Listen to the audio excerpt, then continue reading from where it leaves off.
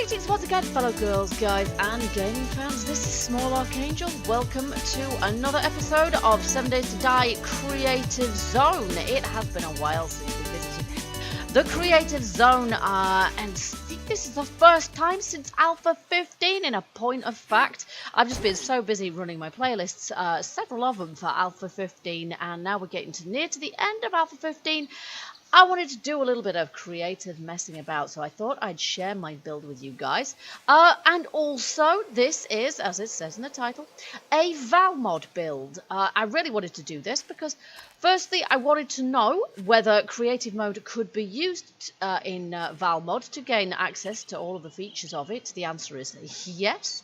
And secondly, because, as I say, we're nearly at the end of Alpha 15 now. I don't know when Alpha 16 is coming out, but whenever it's coming out, there's no way I would have time to do everything I've done here if we started from the beginning and worked our way up, which is my preferred option, to be honest, but it really wasn't going to get me ever so far. So in order to access and enjoy and test some of the content, or most of the content, that ValMod brings to the game, this is what I did. So there's the base up there, and you really can't see ever so much of it from here. So I'm going to give you guys a base tour, but first I'm going to have to go around and to the top of the hill, because that is how we access it. As you can see, I've quite deliberately made it difficult to access for the Zeds. There's a fence collapse down there.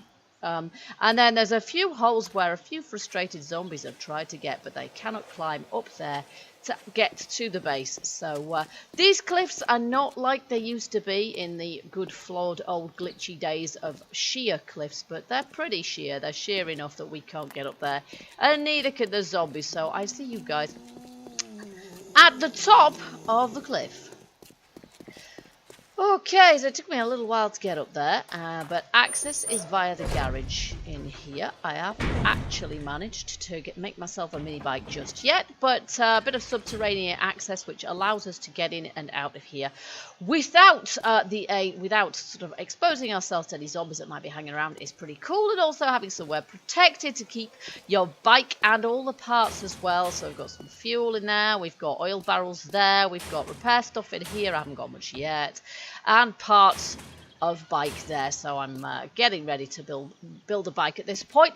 And also you can see electric lights. This is one of the things I really like about ValMod, is the ability to make electric lights and turn them on and off. I usually mostly leave them on all the time. It's just easier that way, and we will close that. And at this point I don't actually have, this is why I have torches, I don't actually have a mining helmet. Yes, I'm playing this game genuinely now, having gone this far. I am playing it genuinely, having created the place, but anybody that's spotted the fact that we are only on day 9, this is because I've pulled my usual trick, and basically what I've done is I have turned the clock back. So I made this place, and it took me nearly a full-on month. It was evening of day 28 by the time I'd finished making this thing, and I had no skill points at all in anything other than some construction and digging and mining skills, because this place is hollowed out of the cliff face, and I hadn't got a single arrow to my name, so I saw fit to turn the clock back and start playing from day 1.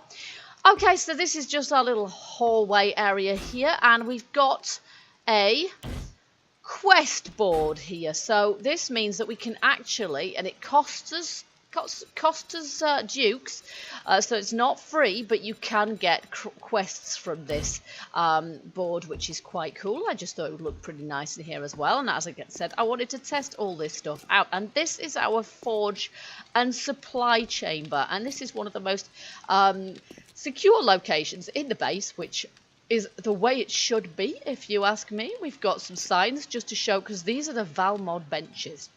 This is a combine station, because the workbench, which is here, no longer has the combine function within ValMod. And also, in order to gate, most of the recipes are gated behind these tools, so you need a saw, you need I can't remember what this is, a paper press, I think, and then you need a blowtorch. But then, yeah, we have a separate combine station, which is really easy to make. And also, I think this is an armourer's bench. There we are, yes. So we've got that. So we've got all of our stuff in here, of course, concrete mixer and the rest of it.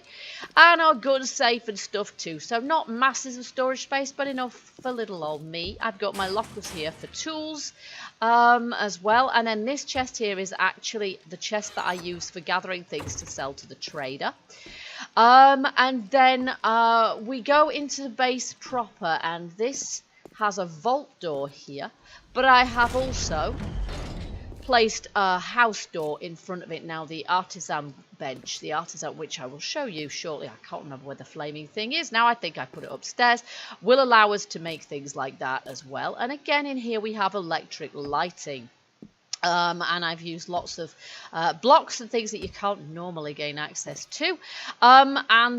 We've got lots of cupboard space in here in order to enable us to gather all of the new food resources that ValMod has to offer, sort of like bread and ramen noodles, and then we've got Hershey's candy bars, and we've also got sort of various, I don't know, there's some sort of crisps and things as well. And there's also, oh, that's my fridge, there's also things like cling film, which enable us to get a piece of meat, for example, raw meat.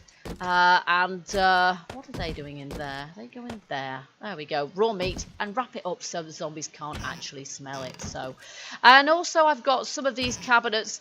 This one's got wheat from my farm and flour, so we can make more bread. And then we also have clay bowls and dinner plates so that we can make certain cooking recipes as well. One of the coolest things about our sink here is that it now works. Provided we have the know-how, we can make our sink work. So there we go. You can see I've now got some pure water as well. It's not even murky water. So if you need murky water for your crafting stations, for your chem bench and things, you have to get it in the good old-fashioned way. But these sinks, once you have learned the requisite skill points and put them into plumbing, you can then make a sink work. Same with the oven. It can seem a little bit cheaty in some ways because you don't require any actual fuel or any electricity or anything. There's no generators in this mod. You can cook things without the need for any fuel input. Again, though, you do have to learn quite a lot of skill points in order to learn the perk that enables you to make ovens work. But I did this just to test it out, and you can see there's loads of recipes. And again, you have to learn the recipes for this biscuits. And there's some that you recognise, but apple pie, and then all sorts of other things as well. You can see there's loads and loads of them there. So that is pretty cool. The rest of the place, I've just got a desk here for my survivor notes. I'm gathering lots of survivor notes, which enable us. This is part of ValMod as well, which enable us, once we've got 5 of them, you can turn them in. You can turn them in for some skill points. You can turn in 1 for skill points, but you can turn in more than 1. We've got some more bar stools there for the eating area. It's a little bit dark in here because these electric lights are not massively light, but that said, I like the atmosphere that they give. I keep them on most of the time. As I say, there's a couple of lights up there that I haven't got turned on all the time. And then I've got my bookcases here, which I use for keeping sort of quests in and things. And ValMod actually gives us various quest items as well. Use toilet paper. Use soap. Okay. Yeah, so they're sort of quest items, and they may have other uses as well. I'm not absolutely sure. Let's just turn these lights on so that it's a little bit lighter up here. There we go, that's better. Okay, so, and then I've got all my cabinet space there for lots and lots of clothing items as well.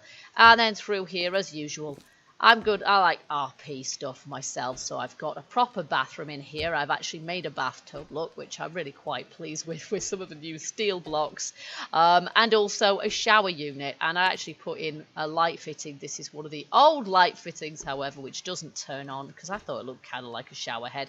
There we go, and again a steel block at the bottom because it looks like a grid. It looks like a drain, and that's the nearest we've got to a block that does. So there we go. That is the base, and that is the house part of the base, I should say, excepting this little patio I've got here with quite a strong roof above it, which is the same size as the balcony.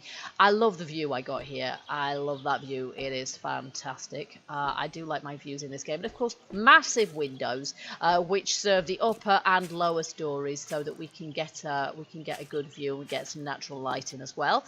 So this is kind of like the best of both worlds between building underground and not underground at the same time. But because this is not a sheer cliff, we do need this protection of the roof above our heads so that any zombies that drop down will literally just drop straight down and miss this patio area.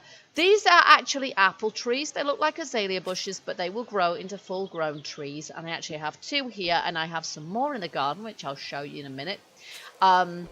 And again, we've got some electric lights here. And we can get apples from the apple trees, but we have to cut the apple trees down in order to get the apples.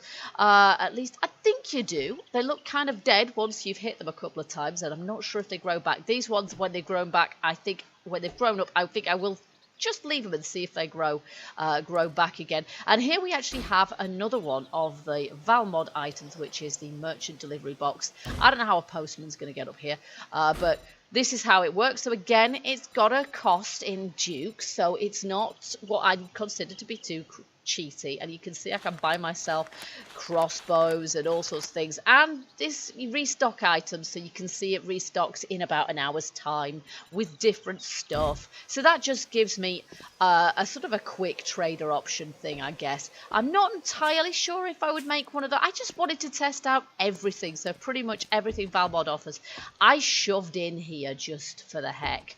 Just for the fun of it, really. So now I'm going to show you the one part of the base that you haven't seen so far, which is the garden. And again, well, it's not just the garden, it's also the zombie fighting platform, because I wouldn't really want to be in the base there when a feral horde came to play.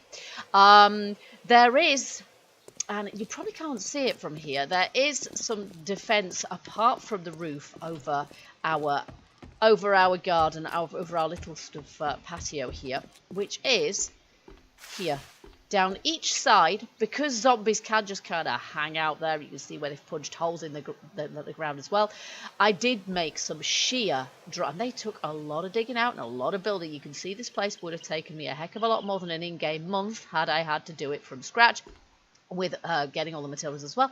Basically, reinforced concrete, long drop, and some ValMod spike traps at the bottom, which actually cause burn damage. So I've seen a couple of Zeds land on these steel spikes, and they actually set light to the zombies, which is brilliant fun, I have to say. I'm also thinking of putting some iron bars around the outside of this paving here, so that I can hop over, carefully of course, to shoot down into those pits if I see any zombies down there.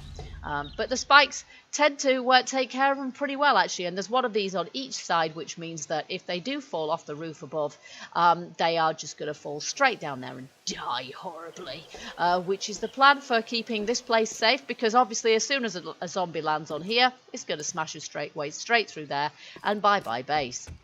Or at least it's not going to be particularly clever. So, if you've got big windows, you've got to think defensively about how to prevent zombies from getting it. Of course, Alpha 16, we're going to get bulletproof glass, which is going to be the best thing ever.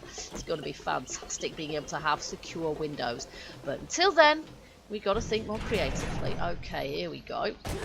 This is the platform. Welcome to the platform. And again, here we've got some electric lights which you can make with ValMod, and again you can turn them on and off. I can just about reach to turn them on and off from here. There we go. And that is so that when we're fighting the Horde, we can actually see what the heck we're doing. So I've got some more lighting down there as well, and I've actually got some strip lights underneath these bits of these bits of concrete as well, which you can't really see from here. And you can see that the floor down there, which we'll have a bit of a look at later, is black concrete. So there are some sort of decorative blocks. It's actually steel, but it's painted to look like concrete, and it's black, which I thought looked really cool. And then I realised that at night, when you're fighting the Horde, you can't see a chuffing thing, because the concrete's too dark. So that is probably not a brilliant plan as a choice of floor for your Horde fighting platform. But the Horde fighting platform's really long, which means that it's really secure as well. But it means that I can run up and down it, and I've got a big killing floor, so I don't need to be piling up bodies and losing all that lovely loot. And I've got plenty of columns on this level, not below, but on this level, just to make sure that the garden which is above doesn't come crashing through. And it's perfectly secure and stable. So there you go. And as you can see, you don't lose too many FPS to the lights. Which is also nice to know. I've got absolutely loads of lights. You can see it's not affecting my gameplay too much there. And then finally we do have our garden. Now I do like my gardens in 7 Days to Die. I love a survival game that allows me to plant and grow stuff, and this game is fantastic. So here's my apple trees. You can see I've got 3 of them here, but they look like bushes right now because they're half grown. This is my plot of wheat. Doesn't look much like wheat at the moment, but the mod hasn't really added too much in the way of new sort of plant forms. But these do look more like wheat when it's ripe. It sort of looks more like sort of, I don't know, dry grass or something. But you can harvest that, turn it into flour, and then turn the flour into bread, which is fantastic. And then other new crops, we have these, which look completely the same as the wheat at the moment. But when they're properly grown, they look kind of much taller, about up to here. And that is grapevines. And we can make we can use grapes. I don't think we can make wine, but we can certainly turn grapes into fruit salad, along with apples and all sorts of other things as well. And then of course we have all the usual crops here. It looks like a couple of my aloe plants have randomly bugged out and disappeared. That's quite interesting. I have no idea how I managed to plant them there. And then the other thing, here see my hen house. There's no actual hens, but what we do have is these blocks here which enable us to just place them down, and then they actually grow or spawn chickens' nests. Now, in my opinion, I know why the chickens' nests are hovering, and that's because these are only half a block. In my humble opinion, those blocks should be revolvable, so we can turn them around and then they can be on this half. They could occupy the upper half, and then the chicken's nest would actually be sitting on them, would actually be in contact with them. But currently you can't do that. Currently they have to go this way around, which is kind of a shame, but I think they look pretty cool anyway. So here we go. So this is how these work. Obviously they destroy once you've taken the contents out. The chickens' nests go away, and then you have to wait for them to respawn. It would probably be a bit better if the nests themselves didn't get destroyed, but just took a while to respawn eggs and feathers as they do on the ground. But there you are. It's pretty cool mechanic anyway. And if you want some meat, you can just destroy one of these and you'll actually get some meat, because then sort of basically the idea is you're then killing the chicken, the invisible chicken. But if you destroy one of these blocks, then you do get some meat as well, so you can harvest meat from those as well. But I prefer to go out hunting my meat, to be honest. If I can't see the chicken, I'm not killing the chicken in my view, but I do love the fact that I can plant those, and I think my garden looks pretty excellent as well. And of course, it's really quite a long way, particularly on this side. There's our garage. It's really quite a long way up, which means that you can farm in safety at night without fear of even attracting the attention of zombies, so long as you don't smell. So they're not even, and even if you do attract their attention, what they're going to do, run around underneath your platform harmlessly. Not a problem at all. You can see I get a really nice view of my POI here as well, because I do favour building right next door to a town for ease of looting purposes. But you do have to bear in mind you're always going to have high zombie spawns that way, which I also like, to be honest. So there you go. There you have it. This is my current build, which capitalizes on my my liking for platforms. I love platforms for shoot down zombie killing options, and for underground or semi underground, but as I say, I love drops as well. And here we have our funky zombie dance floor, which unfortunately would be more helpful if it was a lighter colour so we could see them at night. Certainly before I get a mining helmet that is tricky, but you can see all the lighting I've got in here now, which is hopefully going to really help next time I have a horde to deal with. So yeah, this base basically gives me the best of all worlds, really. We have a nice pathway here that leads from my base, or from my garage, all the way down to the road, and I even placed a lamppost at the end of it, because, and that's a lamppost that you can turn on as well, because the mod includes, I can't turn it on from here, I had to nerd pole up to turn that on, but there you go. Yeah, but you can take it from me, turn that on and off as well. So, and there's lots and lots of blocks in the mod, as I say, that we can access and we can build, which you can't in the vanilla game.